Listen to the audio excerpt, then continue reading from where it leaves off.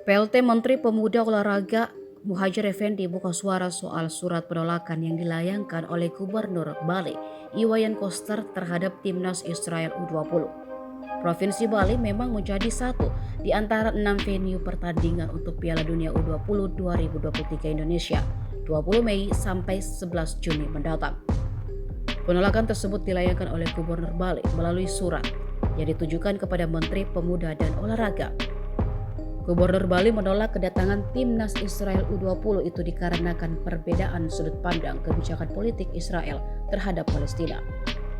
Merespon hal tersebut, Muhadjir Effendi mengatakan dia telah berkomunikasi langsung dengan Iwayan Koster perihal hal itu.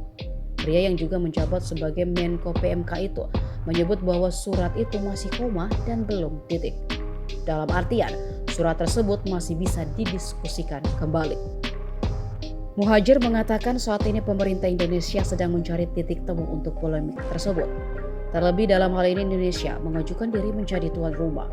Hal tersebut tentu harus dipertanggungjawabkan guna memberikan kepercayaan yang diberikan oleh FIFA ke Indonesia. Lebih lanjut, Muhadjir menegaskan bahwa pihaknya akan terus berkomunikasi dengan pemerintah daerah terkait penyelenggaraan Piala Dunia U20. Piala Dunia U20 2023 Indonesia akan direncanakan berlangsung di 6 venue pertandingan.